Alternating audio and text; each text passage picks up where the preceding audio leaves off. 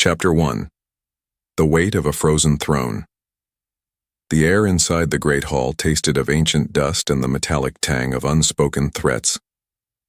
Kael Draven sat upon the Obsidian Throne, his fingers tracing the jagged edge of the armrest, while the elders droned on about bloodlines and stability. Their voices sounded like dry leaves skittering across a tombstone because they cared more for parchment alliances than the pulse of the pack. Sunlight fought through the narrow, high-slotted windows, casting long, skeletal shadows across the map spread out on the central stone table.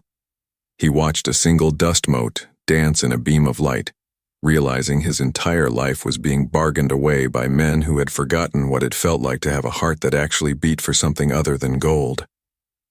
"The Northern Coalition requires a physical tether, Your Majesty," Elder Thorn rasped, his eyes milky with cataracts but sharp with greed.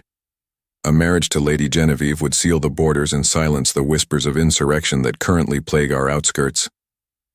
Kael shifted, the leather of his uniform creaking in the sudden silence that followed the elder's demand. He felt like a caged predator being poked with sticks by children. Why did they think a crown gave them the right to dictate his bed? Power was a lonely mountain, and the wind at the top was freezing his soul into something brittle and sharp. He knew the history of his lineage. He had seen his mother fade into a ghost because his father prioritized the kingdom over her smile. Love was a luxury he couldn't afford, a secondary concern to the survival of the Blackwood lineage. "My personal desires are irrelevant to the crown's needs," Kael replied, his voice a low rumble that vibrated in his chest like distant thunder. He forced his face to remain a mask of granite, hiding the sudden sharp ache of a loneliness he refused to name. The elders nodded in approval, their wrinkled faces folding into smiles that didn't reach their eyes. They wanted a weapon, not a man, and he was playing the part to perfection. Just as the meeting reached its stifling conclusion, a young scout burst through the heavy oak doors, his breath coming in ragged gasps. The scent of pine and rain followed him, breaking the stale atmosphere of the hall. Kael stood instinctively, his inner wolf stirring at the scent of urgency. "Sire," the boy panted, bowing low while his hands trembled against his thighs.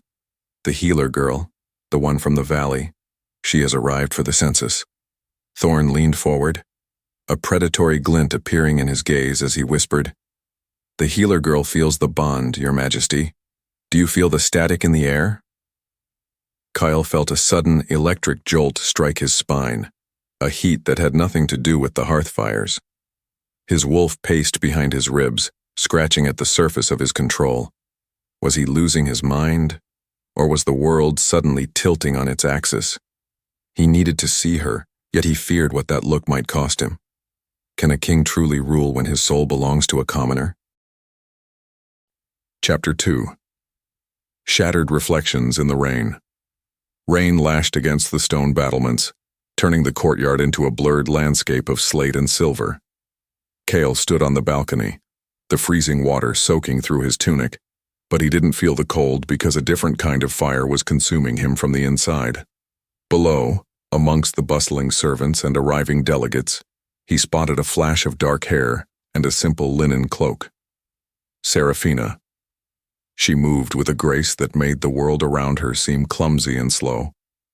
He remembered the first time he saw her years ago, when the scent of crushed lavender and wet earth had nearly brought him to his knees. He descended the stairs, his boots splashing through puddles as he moved toward the stables where she was tending to a wounded mare. The horse calmed instantly under her touch, its ears flickering as she murmured words he couldn't hear over the roar of the storm. Kael stopped in the doorway, the shadows concealing his massive frame.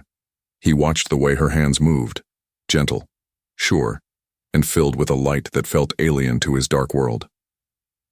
"You shouldn't be out in this, King Kael," she said without turning around, her voice a soft melody that cut through the thunder. He stepped forward, the heat radiating from his body beginning to steam in the damp air. "How did you know it was me?"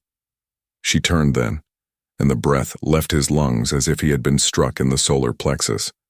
Her eyes held the depth of an ancient forest, and for a fleeting second, the bond flared between them, a golden thread of light that only they could see. It was a physical weight, a magnetic pull that demanded he bridge the gap and claim her. His wolf was howling now, a primal sound of recognition that threatened to shatter his human composure. "I know your scent," she whispered, her cheeks flushing a delicate pink. "It smells like wood smoke in the coming winter." Kael reached out, his fingers brushing a stray lock of hair from her forehead, and the contact felt like a lightning strike. He pulled back as if burned, his heart hammering against his ribs. This was the vulnerability his father had warned him about. If he let her in, he gave the world a way to destroy him. Power demanded sacrifice, and she was the most beautiful sacrifice he could imagine. "The mating summit begins tomorrow," he said, his voice straining to remain cold.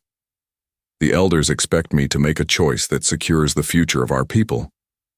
She looked at him, her expression a mix of hope and burgeoning sorrow. "And what does the king expect?" The question hung in the air, unanswered, as the wind howled through the rafters. He wanted to tell her that he would burn the throne to ashes just to hear her laugh, but the ghosts of his ancestors stood between them. He turned and walked away, leaving her in the dark because he was a coward wrapped in royal silk. Would you trade your destiny for a single night of peace in the arms of the one you loved? Chapter 3. The Fragile Vow of the Summit. The Great Hall was transformed into a sea of silk, gold, and predatory intent. Seraphina stood near the back, her fingers nervously twisting the fabric of her dress, which was the color of a bruised plum. She felt like an intruder in a den of lions, but the pull of the bond was a physical tether dragging her toward the dais. Kael sat there, looking every inch the Alpha King in his ceremonial furs and black iron crown. His eyes were cold, scanning the room like a general surveying a battlefield, never once lingering on her. She watched as Lady Genevieve approached him, her movements calculated and predatory. The woman was beautiful in a sharp, crystalline way that made Seraphina feel plain and insignificant. The elders were whispering, their heads huddled together like vultures over a carcass. They were orchestrating the end of her world, and she was powerless to stop it. "Do not let them see you crumble," a voice whispered beside her. It was her brother, Elias, his hand steadying her elbow. "You are the daughter of the moon, Seraphina. Your worth is not determined by a man who is too blind to see the sun." "It isn't about worth, Elias," she replied, her voice trembling. "It is about the thread. It's burning me." Suddenly the music died down, and a heavy silence smothered the room. Kael stood, his presence expanding until he seemed to fill every corner of the vast hall. He looked at the elders, then at the crowd, and finally, his gaze collided with hers. For a heartbeat, the mask slipped, and she saw the raw, bleeding agony of a man being torn in two. He was screaming for her in the silence, but his lips remained pressed into a hard, unforgiving line. "For the unity of the Blackwood Pack and the preservation of our borders," Kael announced, his voice booming with a forced authority that sounded like breaking glass. "I have made my decision." Seraphina held her breath, her heart a frantic bird trapped in her chest. She saw him look at the marriage scroll, his hand hovering over the ink. He was choosing the crown because he believed love was a weakness that would invite his enemies to his door. He was protecting her by rejecting her, a logic so twisted it made her want to scream. He dipped the quill and signed the parchment with a finality that echoed like a death knell. He didn't look at her again. He turned toward Lady Genevieve and offered his hand, the gesture formal and lifeless. The bond inside Seraphina didn't snap as it was supposed to. Instead, it ignited into a white-hot rage of rejection. The heat was unbearable, a searing brand across her soul that told her she was no longer welcome in the only place she had ever called home. She realized then that she couldn't stay and watch him become the monster the elders wanted. If he chose power, she would choose freedom. As the hall erupted in cheers for the new alliance, Seraphina turned toward the exit, her heart turning to ice. If the king wanted a world of ash and stone, she would leave him to rule it alone. Would you stay in a kingdom that had already declared you a ghost? Chapter 4. The Hollow Echo of the Crown. The celebration following the announcement felt like a funeral procession dressed in gold. Kael stood on the dais, his hand encased in Lady Genevieve's cold, manicured grip, but his senses were screaming a warning that had nothing to do with political assassins. The air in the great hall had suddenly turned thin and brittle because the anchor of his soul was drifting away. He scanned the crowd, ignoring the sycophantic praise of the lesser alphas, until he reached the spot near the back pillars where the bruised plum dress had been. It was empty. The space where Seraphina had stood was now occupied by a void so profound it felt like a physical wound in his chest. "You look as though you've seen a specter, my king," Genevieve murmured, her voice like silk over a blade. Kael didn't answer her because the bond was currently vibrating with a frequency of pure, unadulterated agony. He had expected the rejection to cause a dull ache, a manageable weight he could carry in the name of duty. Instead, it felt as though someone was pouring molten lead through his veins. He looked down at his hand, the one that had signed the decree, and saw it was trembling with a fine rhythmic tremor. He was the most powerful man in the territories, yet he felt like a child lost in a blizzard. "I need air," he grunted, wrenching his hand away from his betrothed without a shred of the decorum he had spent decades perfecting. He moved through the throng of nobles, his presence a dark storm front that parted the sea of guests. He didn't stop until he reached the heavy oak doors, bursting through them into the cool night air of the gardens. He drew in a jagged breath, searching for the scent of lavender and rain, but the wind only brought him the smell of roasting meat and expensive perfume. He reached out with his mind, trying to find the flicker of her consciousness that usually sat at the edge of his thoughts. But there was only silence.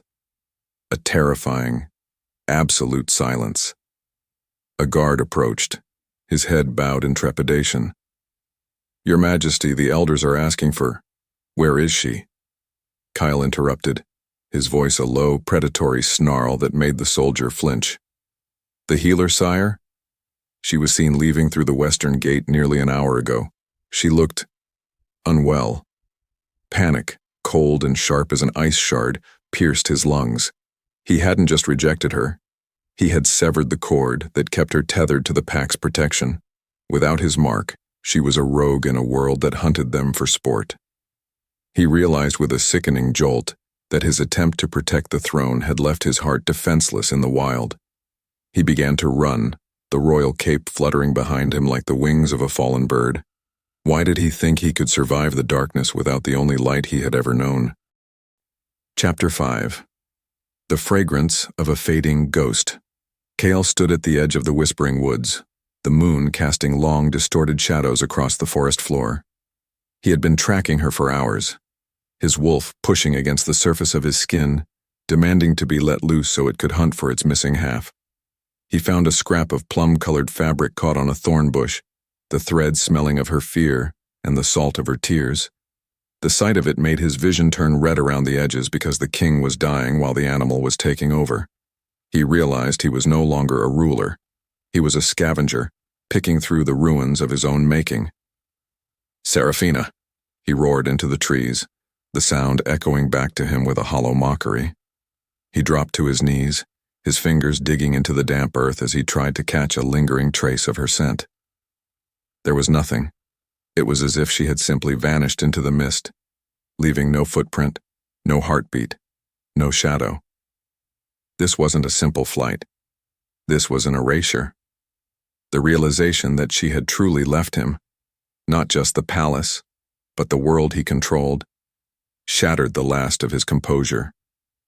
He felt the internal structure of his life collapsing, the stone walls of his discipline crumbling into dust. A rustle in the undergrowth made him snap his head around, his eyes glowing with a feral amber light. A wolf stepped into the clearing, but it wasn't one of his guards. It was a gray-furred scout from the border patrol, shifting back into human form with a frantic haste. "Sire, we've searched the valley and the river crossings," the scout reported, his voice shaking. "There is no sign of her. It's like her scent was scrubbed from the earth by the moon herself." "Keep searching," Kael commanded, his voice barely a whisper now, thick with a grief he didn't know how to process. Bring me every tracker, every hound, every soldier. If she is in this territory, I will find her. But the council, sire, they say the border tensions are rising. They say you cannot abandon the capital for a girl. Kael turned on the man, the sheer force of his alpha command bringing the scout to his knees. She is not a girl. She is the ground you stand on. If she is gone, there is no kingdom left to rule. He looked back into the dark depths of the woods, realizing the terrifying truth of his existence. He had spent his life building a fortress to keep people out, only to find himself trapped inside with his own ghosts. He had chosen the crown, and in return the crown had stripped him of his humanity. He would find her, even if he had to set the world on fire to light the way. Can a man truly be called a king if he is a slave to his own regret? Chapter 6. The Tyrant's First Flame. The war room was a tomb of flickering candles and discarded maps. Kael sat at the head of the table, but he wasn't looking at the troop movements or the supply lines. He was staring at the empty chair beside him, the one the elders had insisted Lady Genevieve occupy. He had banned her from the room days ago, his patience for political theater having evaporated the moment he realized Seraphina was truly gone. The pack was whispering that the king had lost his mind, that the rejection of the true mate had invited a curse upon the Blackwood line. He didn't care about the whispers. He only cared about the silence. We have reports of a sighting near the rogue territories, Elder Thorne said, his voice hesitant for the first time in his long life. But sire, sending an army into those lands is an act of war. The alliances we just forged. I did not ask for a lecture on diplomacy, Thorne, Kael interrupted, his eyes fixed on a specific point on the map where the forest met the wasteland. I asked for her location. You are destroying everything we built, the elder shouted, his frustration finally boiling over. You signed the pact. You took the Luna. You cannot throw the world into chaos for a healer who didn't even have a dowry.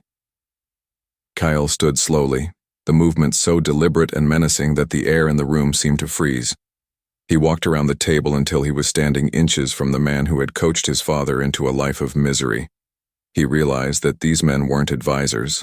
They were parasites who fed on the loneliness of kings. He reached out and gripped the edge of the stone table, his strength so immense that the rock began to spiderweb with cracks under his palms.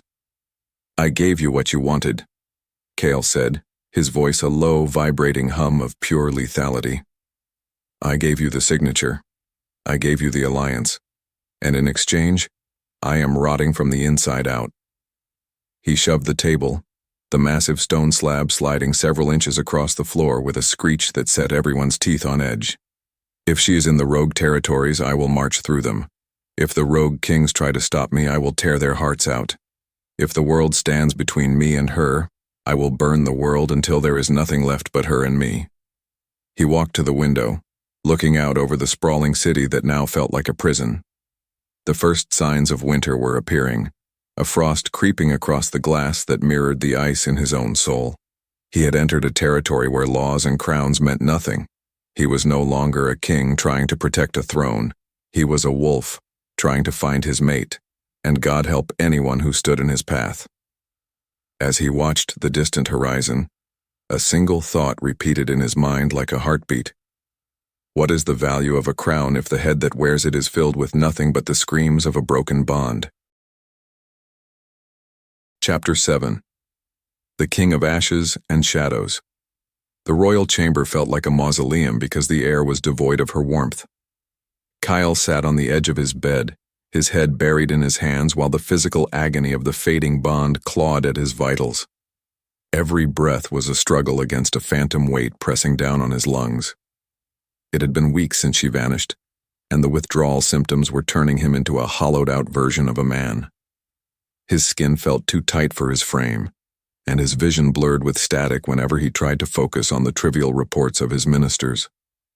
Why did the world continue to turn when his sun had been extinguished? He stood up, his legs shaking with a weakness he had never known, and caught his reflection in the floor-to-ceiling mirror. The man staring back was a stranger with gaunt cheeks and eyes that burned with a desperate manic light. He looked like a beggar wrapped in the velvet of a monarch, The crown sat on the vanity, a cold circle of iron that seemed to mock his misery. He had traded a living, breathing soul for a piece of metal, and now the metal was the only thing left to keep him company in the dark. A sharp knock at the door shattered the silence, and General Vance entered without waiting for permission. The old soldier's face was etched with a mixture of pity and terror. The border packs are in open revolt, Kael. They claim the Alpha King has abandoned his duties for a phantom. They say you are unfit to lead because you cannot even control your own grief. Kael turned, his movements sluggish, but his aura still thick with a lethal authority. Let them revolt. Let them scream. I will not address a single grievance until she is found. You are losing your grip on the kingdom, Vance shouted, stepping forward with a boldness born of desperation. The people are starving because you've redirected the harvest patrols to hunt for a scent that isn't there. You are choosing a ghost over the living, and it is killing us all. Kael walked toward the general, the floorboards groaning under his weight as the heat of his inner wolf began to radiate in waves. Is it a ghost if I can still feel her heartbeat stuttering in my own chest? Is it a phantom if her scent is the only thing keeping me from tearing this palace down stone by stone? He grabbed Vance by the collar, not out of malice, but out of a desperate need to be understood. I am not choosing a ghost, General. I am trying to find the only part of me that is still alive. If I lose her, there is no King Draven. There is only a beast with a crown. He pushed the man away and walked to the balcony, looking out at the fires burning in the distance. The world was beginning to reflect his internal chaos, the smoke from the rebel camps rising like a prayer to a god that had abandoned them. He realized that love was not a secondary concern to power. It was the very foundation of it. Without her, he was just a tyrant ruling over a graveyard. How many lives would have to be sacrificed before the elders realized their political unity was built on a foundation of sand? Chapter 8. The Rumor of the Roguelands. The library of the Blackwood estate was usually a place of quiet contemplation, but now it was a war room of ancient texts and desperate research. Kael paced between the shelves, his fingers trailing over the leather spines as if the answers to his misery were hidden in the ink of his ancestors. He was looking for any mention of a bond that survived a formal rejection, a way to explain why he was still tethered to a woman he had publicly discarded. He felt like a man trying to read a map in the middle of a hurricane because his mind was a storm of regret and static. A low-ranking scout entered the room, his eyes darting toward the exits, as if he expected the king to lunge at him. Your Majesty, we have received a messenger from the neutral territories. A trader claims to have seen a woman matching her description in the Roguelands.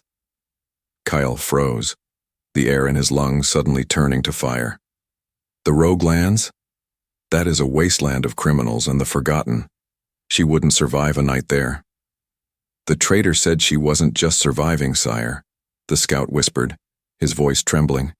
He said she was being protected. He said the outcasts are calling her the Lady of the Grey. The name sent a shiver of ice down Kael's spine because it implied she had found a place where his authority meant nothing. The Roguelands were outside the jurisdiction of the Great Pacts, a lawless expanse where the only rule was survival of the strongest. If she was there, she was hidden behind a wall of people who hated everything he stood for. He felt a surge of hope so violent it made his heart skip a beat, followed immediately by a crushing fear. What if she had found a new home in the arms of his enemies? Prepare my personal guard, Kael commanded, his voice regaining the sharp, cutting edge of a commander. We ride at dawn. No banners, no fanfare. I want to move like a shadow. But the council will forbid it, the scout protested. Crossing into the Roguelands without a formal declaration is a suicide mission. Then I will go alone, Kael replied, his eyes narrowing as he looked toward the northern horizon. The council can rule the ruins while I find my queen. If she is in that wasteland, I will drag her back or I will stay there and rot beside her. He looked at the map of the rogue territories, a dark smudge of unknown terrain that seemed to swallow the light of the candles. He was stepping off the edge of the world he knew, leaving behind the safety of his throne for the uncertainty of a lawless forest. He didn't care about the risk or the political fallout, because the alternative was a life of slow, agonizing suffocation. Would you walk into the mouth of hell just to see the reflection of yourself in the eyes of the one you broke?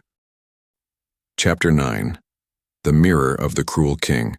The transition from the lush blackwood forest to the jagged gray stone of the rogue lands was like crossing from a dream into a nightmare. Kael rode his horse through the desolate mountain pass, his cloak heavy with the soot of the surrounding canyons. He was no longer the polished monarch of the Great Hall. He was a mud-stained warrior with a beard of several weeks and a gaze that could wither a forest. He felt the weight of his actions in the way the air here tasted, bitter, dry, and filled with the scent of old blood. He came across a small settlement of shacks clinging to the side of a cliff, the inhabitants watching him with eyes full of hatred and suspicion. These were the people his laws had discarded, the ones deemed too weak or too broken for the great packs. He saw a child with a limp, his clothes little more than rags, and realized that his stability had been bought with the suffering of the nameless.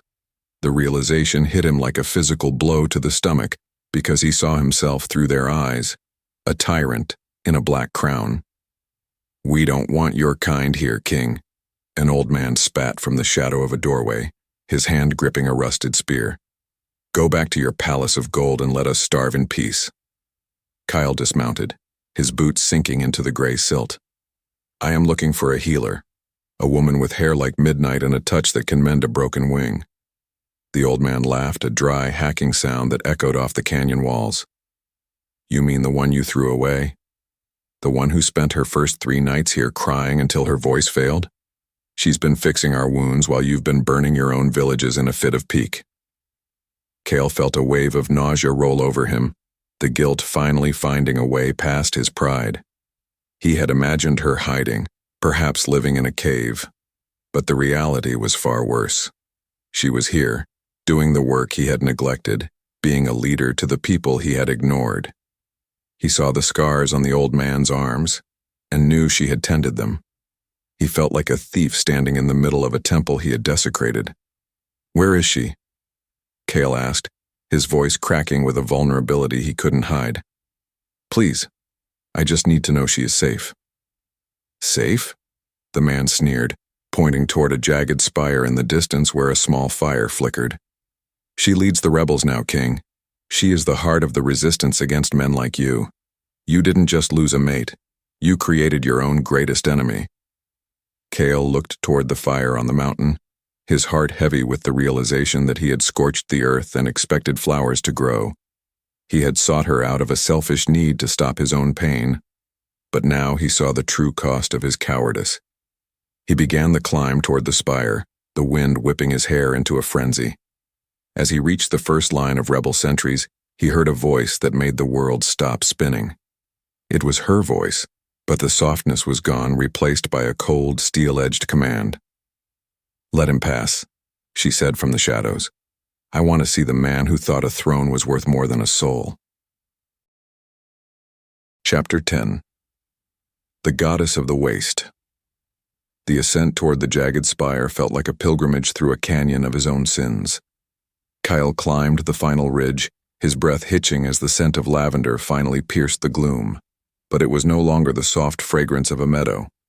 It was sharp, concentrated, and laced with the ozone of a gathering storm. He reached the plateau and stopped dead, his heart performing a violent somersault against his ribs. Seraphina stood framed by the flickering orange light of a massive bonfire, her silhouette cut against the dark sky like a vengeful deity. She wasn't wearing the simple linen of a valley girl anymore. She was draped in dark furs and buckskin, her arms adorned with silver bracers that caught the firelight. "You look tired, Kael," she said, her voice a chilling frost that settled over the clearing. "Did the crown become too heavy to carry all the way up the mountain?" He stepped into the light, his hands open and trembling, the physical bond between them screaming with a renewed, agonizing vitality. Being this close to her was like standing in front of a furnace after a lifetime in the tundra. He wanted to lung forward, to bury his face in the crook of her neck and beg for a forgiveness he knew he hadn't earned. But the way she held her chin, high and defiant, stopped him in his tracks because she looked at him as if he were a stain on the landscape. Seraphina, I didn't know," he managed to choke out, his voice sounding like gravel grinding together. "The bond, it didn't break. I thought I was protecting you from the politics, from the danger of the throne." She let out a short, hollow laugh that cut deeper than any blade. "Protecting me? You humiliated me in front of every pack leader in the world. You cast me out into a wilderness that eats the weak, all because you were afraid of the very heart beating inside you." She walked toward him, her movements fluid and predatory, a mirror of his own alpha grace. When she stopped inches away, the heat from her body was a physical assault. She didn't look like a victim. She looked like a commander who had seen the end of the world and decided to survive it. Kael felt his wolf bowing its head in her presence, recognizing a power that didn't come from a bloodline, but from a soul that had been forged in the fire of betrayal. "I came to bring you home," he whispered, reaching out a hand he knew he had no right to offer. "Home?" she spat, her eyes flashing with a terrifying ethereal light. "You burned my home the moment you signed that scroll. I have a new pack now, Kael. A pack of the broken, the discarded, and the betrayed. And unlike you, I don't need a piece of iron on my head to make them follow me." She turned her back on him, a gesture of such profound dismissal that it felt like a physical blow to his chest. He stood in the dirt of the rogue lands, a king with no authority and a lover with no hope. He realized with a sickening clarity that he hadn't just lost a mate, he had birthed a revolution. How do you convince a woman to return to a cage when she has already learned how to fly in the storm? Chapter 11. The Poisoned Prophecy. The interior of the rebel cave was draped in ancient tapestries and lit by bioluminescent moss, creating a dreamlike atmosphere that felt far removed from the cold reality of the throne room. Kael sat on a stone bench, watching as Seraphina moved among her people, healing wounds with a focused intensity that made her seem untouchable. He was an interloper here, a ghost from a past they all wanted to forget. He felt the weight of their collective gaze, hundreds of eyes filled with a simmering resentment that reminded him of the fragility of his own power. "Why are you still here, Kael?" she asked, not looking up from the poultice she was preparing for a scarred warrior. "Because I can't leave you in this place," he replied, his voice echoing in the quiet of the cavern. "The elders, they are planning something. They won't let a rogue settlement grow this close to the borders." She paused, her hands stilling over the herbs. "The elders only care about the prophecy they've been twisting for 3 generations. Did they tell you the truth about why they hated the idea of us?" He frowned, the static in his mind clearing for a brief second. "They said a healer mate would weaken the bloodline. They said the king needed a Luna of war to maintain the peace." Seraphina stood up and walked toward a hidden alcove, pulling back a heavy curtain to reveal a crumbling stone tablet etched with ancient runes. "They lied to you because they were afraid of losing their influence.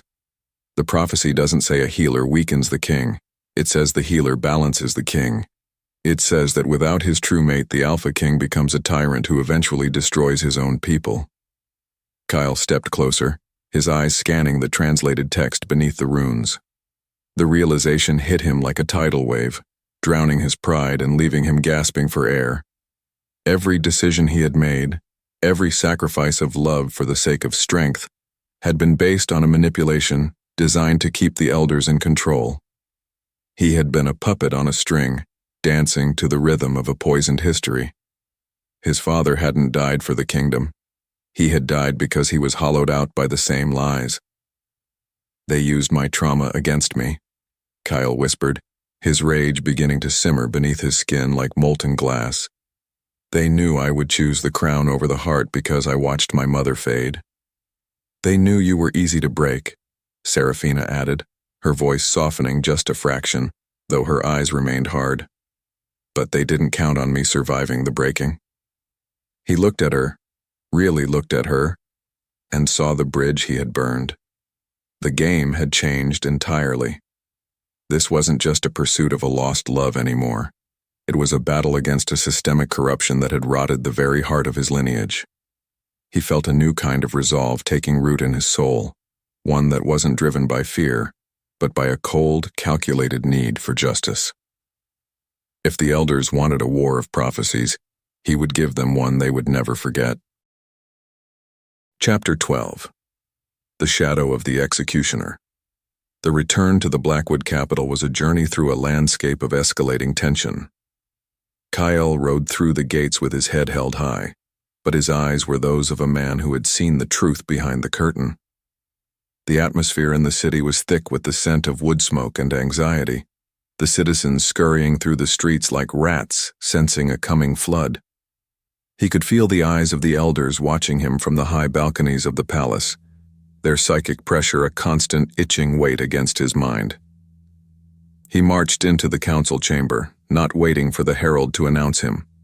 The elders were already there, huddled around the map table, their faces pale and drawn.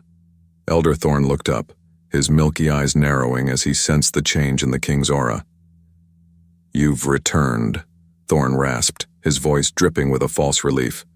"We feared the rogues had finished what your grief started.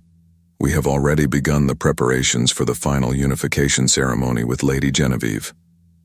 "Cancel them," Kael said, his voice a low, vibrating chord of absolute finality that made the inkwells on the table tremble. The room went deathly silent. Thorn stepped forward, his cane clicking against the stone floor. "You are bound by blood and signature, Your Majesty. You cannot simply discard the foundation of our stability because you found a girl in the dirt." "I found the truth," Kael replied, his gaze locking onto Thorn with a lethality that made the old man stumble back. "I know about the tablet. I know about the balance. And I know that you have been poisoning the Blackwood line for a century to keep yourselves in power." He saw the flicker of genuine fear in the elder's eyes, a confirmation more powerful than any document. But before he could speak again, the heavy doors of the chamber were thrown open. A captain of the guard rushed in, his face bloodless. "Sire, the Northern Scouts. They've captured a group of rebels trying to infiltrate the valley. They have the leader." Kyle's heart stopped, a cold vacuum opening in his chest. "Where is she?" "The elder's personal guard has already taken her to the high dungeon," the captain whispered, not daring to look Kael in the eye. "She is being charged with high treason and witchcraft. The execution is set for the coming moon." Kael felt his wolf surge to the surface, his fingernails lengthening into claws that dug into the wood of the council table. He had walked right into their trap, his return giving them the leverage they needed to finish the erasure of his soul. They didn't just want her gone. They wanted him to watch her die so he would finally be the hollow vessel they could control. He looked at Thorn, who was now smiling a thin, triumphant smile. "The law is the law, my king," Thorn whispered. "Even for a mate." Kael didn't answer with words. He turned and walked out of the room, the air behind him crackling with a static charge that smelled of ozone and impending slaughter. The stakes had reached their limit. He had to decide if he would be the king of a corrupted law or the man who would tear the world apart to save a single heart. As he reached the dungeon stairs, a single question echoed through the stone corridors. What good is a crown if it is forged from the blood of the innocent? Chapter 13. The Alliance of the Damned. The descent into the lower reaches of the palace felt like walking into the throat of a beast that had finally decided to swallow him whole. Kael moved through the flickering torchlight of the servant tunnels, his regal cape discarded in a heap of velvet that now seemed like nothing more than a shroud for his former self. He reached the hidden iron grate that led toward the forest perimeter, meeting the silent, shadowed figures waiting there in the damp dark. These were not the gilded knights of his royal guard because those men were bound by oaths to a throne he no longer respected.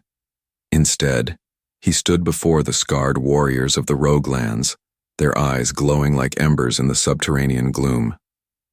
"You took your time, King," the lead rebel whispered, his hand resting on a jagged blade that had never seen a blacksmith's polish.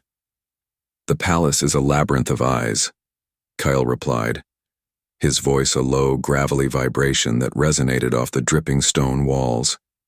I had to ensure the elders believed I was paralyzed by my own grief. He felt the heavy, thrumming pulse of the bond beneath his ribs, a rhythmic ache that told him Seraphina was still breathing, though her heartbeat was shallow and thready. He was allying with the very people he had been taught to hunt because he finally understood that the order he protected was merely a cage with better lighting.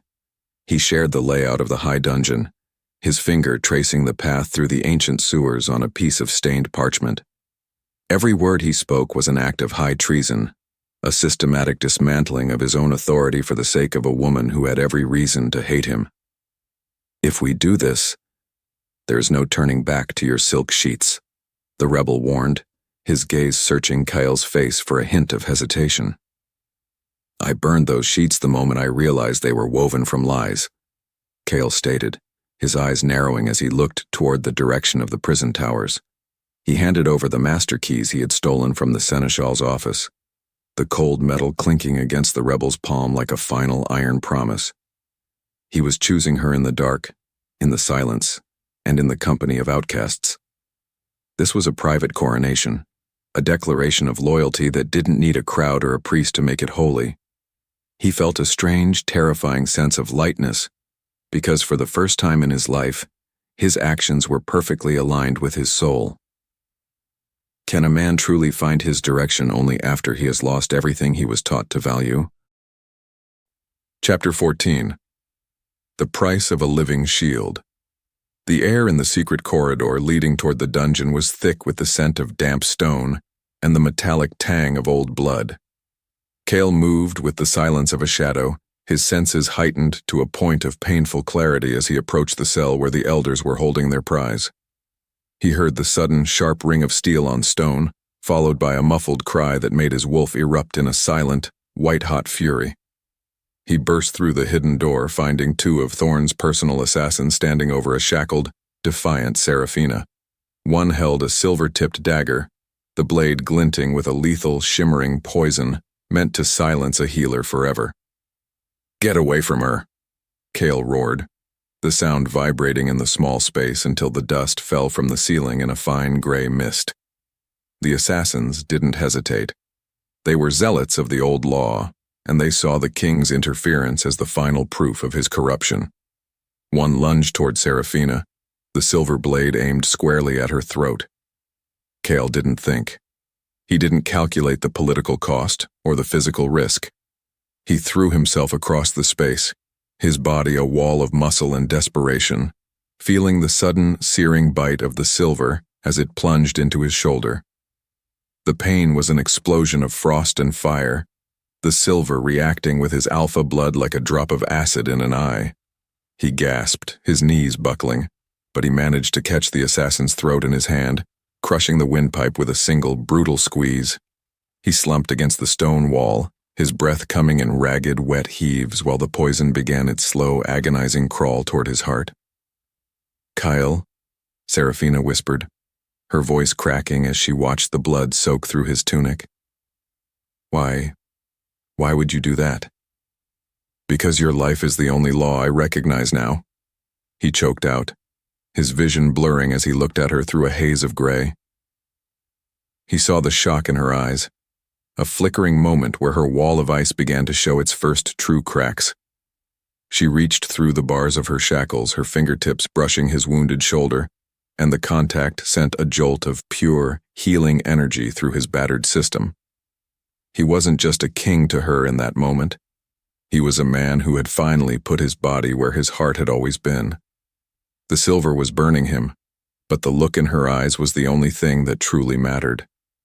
Is a wound truly a sacrifice if it finally earns the trust of the one you nearly destroyed? Chapter 15. The Public Accusation. The council chamber doors flew open with a violence that made the heavy hinges scream in protest. Kael marched inside, his shoulder bandaged but still seeping blood, his face a mask of such terrifying resolve that the guards at the door stepped back without a word. Behind him, held by his most loyal scouts, were the bodies of the assassins and the silver dagger that had been meant for a healer's heart. He didn't wait for Thorn to speak. He didn't wait for the elders to gather their wits. He threw the poison-coated blade onto the stone table, the metal ringing out like a clarion call of war. "Behold the honor of the Blackwood Council," Kael announced, his voice a low, dangerous thunder that reached every corner of the gallery. The elders scrambled to their feet, their faces pale and shifting with a frantic, desperate energy. Thorn tried to find his voice, his hands trembling as he gripped his cane. "This is a fabrication. The king is under the spell of a rogue witch. He has attacked his own men to protect a criminal. I have attacked the rot that has been eating this kingdom since before I was born," Kael countered, stepping forward until he was looming over the central map. "You tried to assassinate the true mate of the Alpha King because you knew her presence would end your reign of manipulation." He looked up at the gallery, where the heads of the minor families and the city's influential merchants were gathered. He saw the doubt on their faces, the growing realization that their stability had been a lie. He was publicly stripping away the veil, exposing the machinery of the elders' power to the very people they claimed to protect. There was no turning back now. He had crossed the Rubicon and burned the bridge behind him with a torch made of his own blood. "I am the Alpha King by blood, but I will not be your puppet by design," he declared, his gaze locking onto every elder in the room. He felt the tension in the room reaching a breaking point, the air thick with the scent of ozone and the impending shift of an entire society. He had laid his soul bare before the people, choosing the truth over the safety of the status quo. He was a man standing on the edge of a precipice, waiting for the world to decide if it would fall with him or rise to meet him. As the first whispers of dissent began to ripple through the crowd, Kael realized that the greatest battle wasn't fought with claws, but with the courage to stand for what is right. What is the weight of a crown compared to the burden of a truth that sets you free? Chapter 16. The Iron Grip of the Past. The transition from the triumph of the council chamber to the suffocating silence of the royal apartment felt like a plunge into a freezing lake, because the victory had been a hollow illusion. Kael stood by the fireplace watching the flames lick at the logs, but he felt no warmth while the bond in his chest thrummed with a low, agonizing vibration. He had exposed the truth, yet the gears of the old world were still grinding against him with a relentless mechanical force.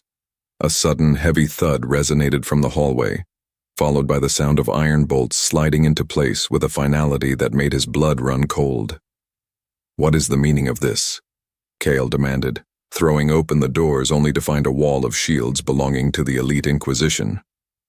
"By order of the High Council, the king is to be sequestered for his own protection," the captain stated, his voice devoid of any emotion because he had been raised to obey the elders before the Alpha. Kael felt a surge of feral rage, his wolf clawing at the back of his throat, but he realized with a sickening jolt that his physical strength was useless against a political coup. He paced the length of his room, the velvet curtains now feeling like the padded walls of a cell designed for a madman. He reached out with his mind, trying to find Seraphina, but he hit a wall of psychic static that tasted of sage and silver. They hadn't just imprisoned him. They had moved her to the Black Tower, a place where the stone was infused with dampening runes that killed the connection between mates. The realization that she was back in their clutches, alone and terrified, made Kael's vision blur with a red haze of desperation. He had tried to play their game of words and accusations, and in response, they had simply changed the rules and locked the board. He was a king without a kingdom, a wolf without a pack, and a man without his heart. He sank into his chair, the weight of the crown on the nearby table looking like a leaden shackle. Why did he think that exposing the truth would be enough to break a century of cultivated fear? Chapter 17. The Silence of the Fallen Alpha. The morning light crawled across the floor of the study like a pale, accusing finger while Kael sat motionless, his eyes fixed on the empty space where his authority used to live. He heard the muffled sound of a proclamation being read in the courtyard below, the herald's voice carrying through the thick glass of the windows. The council had officially stripped him of his executive powers, citing mental instability brought on by a tainted bond, as the justification for his removal. He was a figurehead now, a ghost in a gilded cage, while the elders prepared to finalize the erasure of the woman he loved. "They are moving her to the execution block at dawn," a voice whispered from the shadows of the balcony. Kael spun around, his hand moving toward a blade that was no longer there, but he relaxed when he saw Vance stepping out from behind the heavy drapes. The general looked older, his armor tarnished and his expression filled with a quiet, devastating sorrow. "I cannot get my men past the inner sanctum, Kael," Vance said, his voice cracking with the weight of his failure. "The Inquisition has taken over the barracks. Anyone who speaks your name is being branded as a traitor." "I am the one who failed," Kael replied, his voice a hollow echo of the man who had stormed the council chamber only a day ago. "I thought I could save her by being a king. I didn't realize that being a king is exactly what gave them the power to take her." He walked to the window and looked down at the platform being erected in the center of the square, the sound of hammers hitting nails sounding like the ticking of a clock, counting down to his own destruction. He saw the elders walking across the stones, their black robes flowing behind them like the wings of carrion birds. He felt a profound sense of isolation, a stripping away of every title and privilege he had ever known, until there was nothing left but the raw, bleeding essence of his soul. "Am I a king because I have a crown, or because I protect what matters?" Kael asked, more to himself than to the general. Vance didn't answer because there was no answer that could fix the reality of the wooden block and the silver axe. Kael looked at the royal seal on his desk and felt a sudden, sharp clarity that cut through his despair. He had been trying to save her within the system that was designed to kill her. To truly save her, he would have to become the very thing he had spent his life fearing, a man with nothing left to lose. Can a leader truly lead if he is unwilling to walk through the fire alone? Chapter 18. The Sentence of the Soul. The final sunset before the execution painted the sky in shades of bruised purple and blood orange, a vista of such violent beauty that it felt like a mockery of Kael's internal state. He stood at the bars of his balcony, watching as Seraphina was led across the courtyard toward the Black Tower's ritual chamber for her final purification. Her steps were slow, her head bowed, but even from this distance, he could see the flicker of the bond burning like a dying candle in the dark. She was the only thing in the world that was real, and he was watching her fade into a memory. "The elders have offered you a choice, Your Majesty." Thorn's voice came from the doorway, dripping with a poisonous, triumphant sympathy. Kael didn't turn around because he couldn't bear to look at the man who had orchestrated the death of his future. "Speak your piece and leave. Kneel before the council tomorrow," Thorn whispered, stepping into the room. "Publicly denounce the healer as a witch who ensnared your mind. Marry Lady Genevieve and take the blood oath of the old law. Do this, and we will allow the girl to live out her days in the northern monasteries, silent and forgotten." The weight of the choice pressed down on Kael like a mountain of stone, a suffocating pressure that made his heart stutter. He could save her life by destroying her spirit, or he could let her die while keeping the truth alive. It was a choice between two different types of murder, and the elders were enjoying every second of his agony. He felt his mother's ghost in the room, a cold wind that reminded him of what happens to women who are saved by being silenced.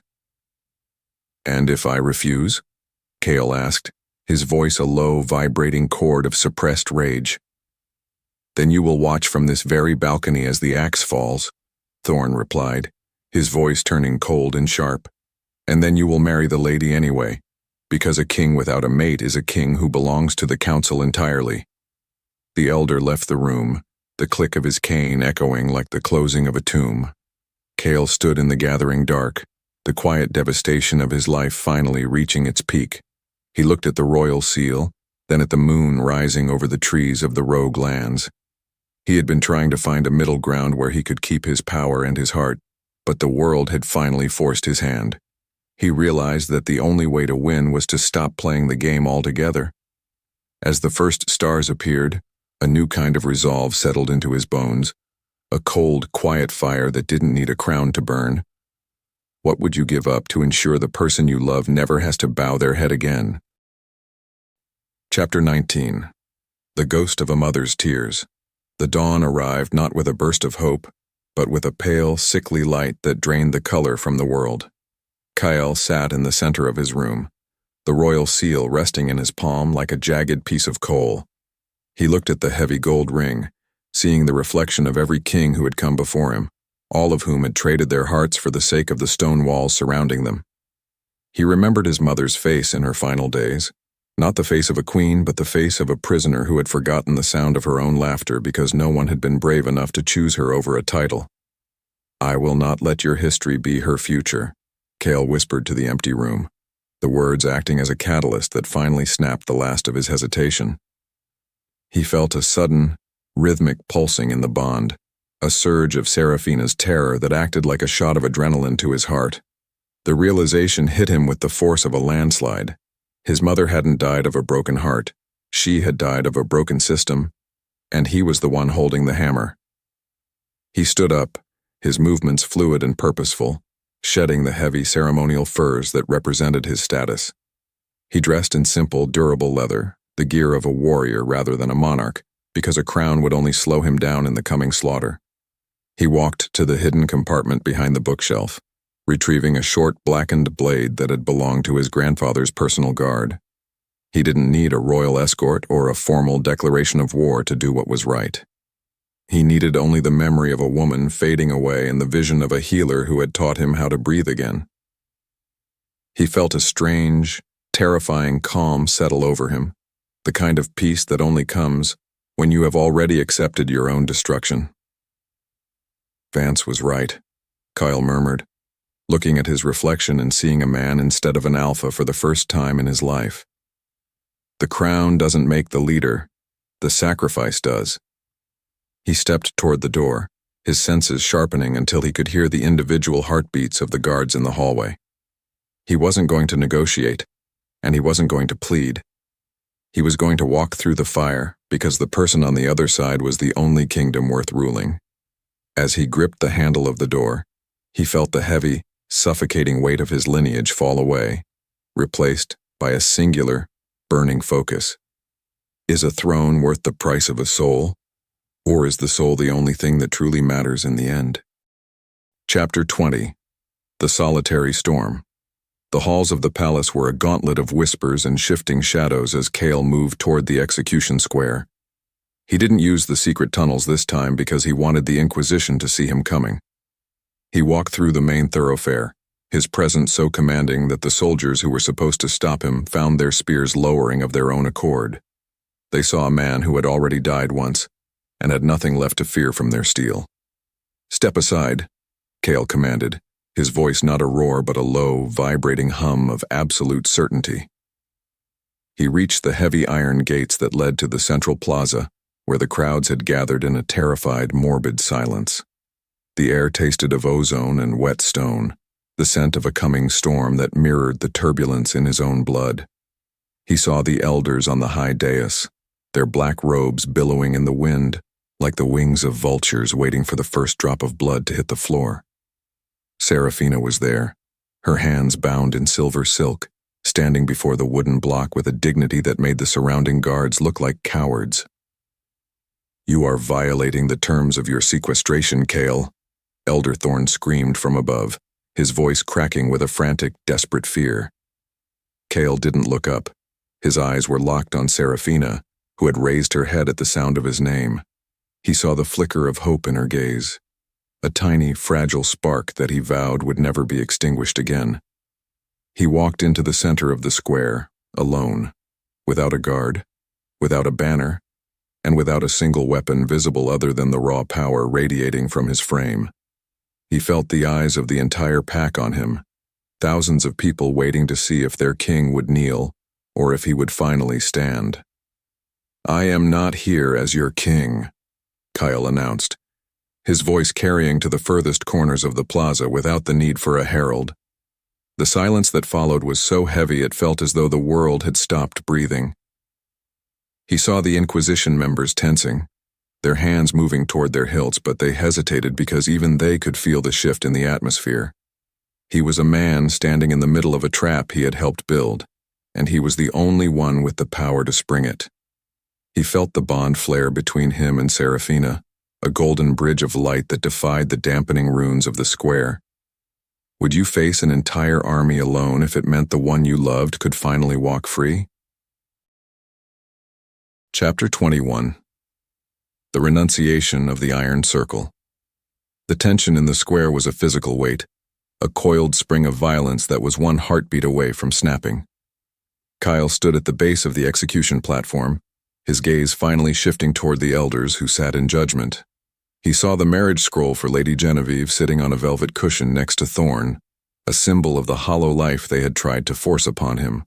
He reached into his pocket and pulled out the royal seal, the gold glinting in the pale morning light like a cursed treasure.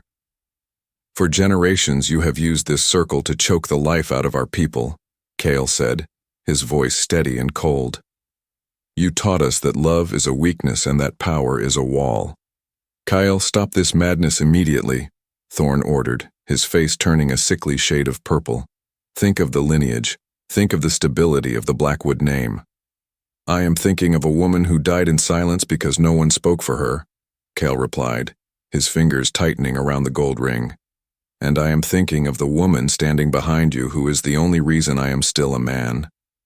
With a sudden, violent exertion of his alpha strength, Kael squeezed his hand shut.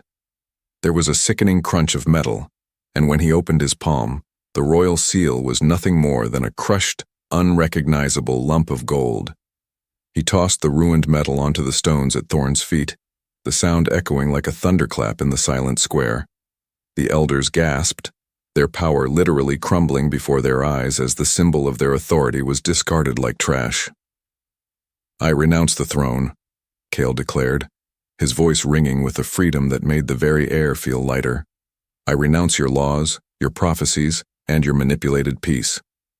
The square exploded into a chaotic roar of shock and outrage, the Inquisition finally lunging forward to seize him.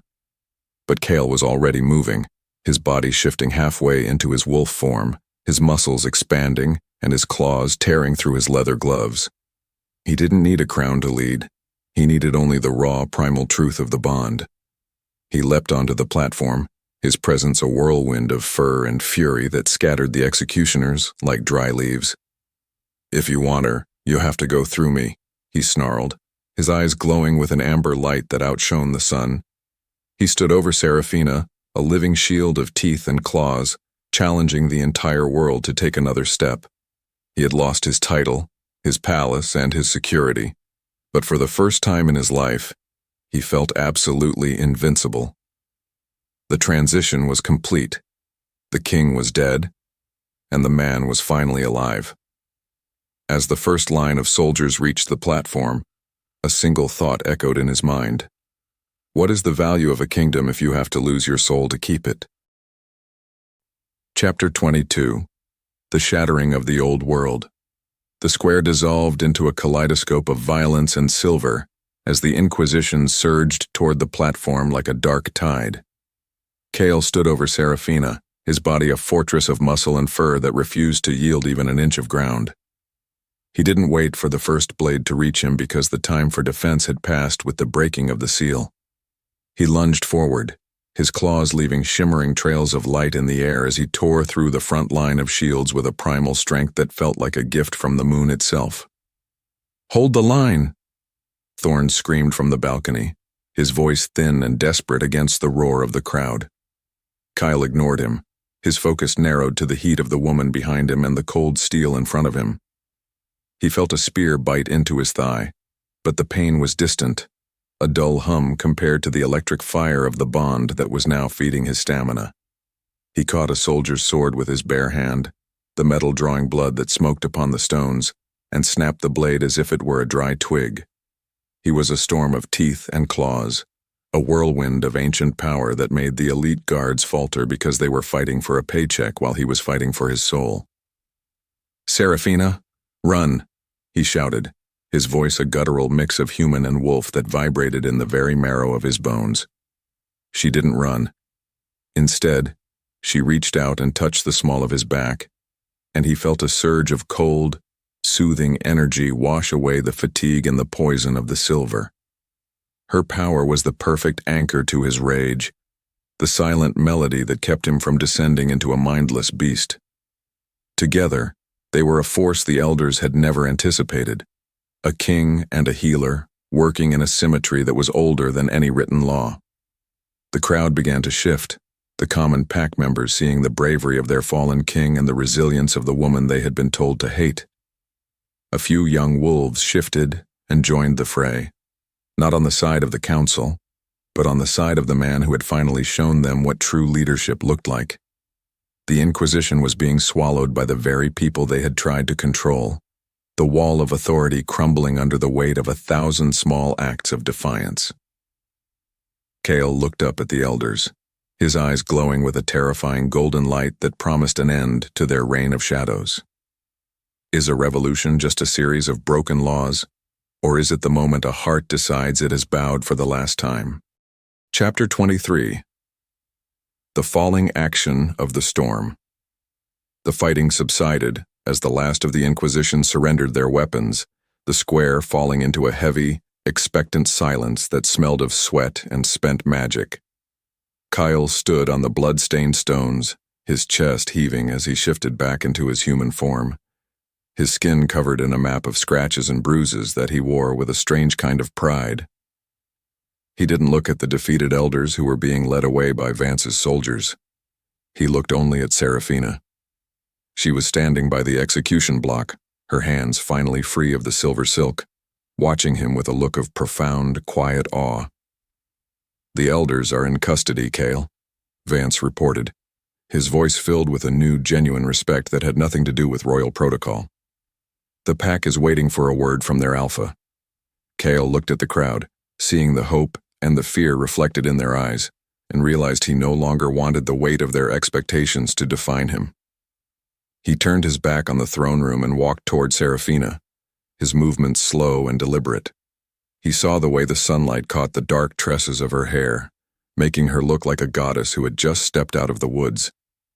He didn't need a proclamation to know who she was to him, and he didn't need a ceremony to prove his loyalty. "I am not your alpha anymore," Kael said to the people, his voice carrying through the quiet square with a soft, undeniable power. "I am just a man who finally learned how to love."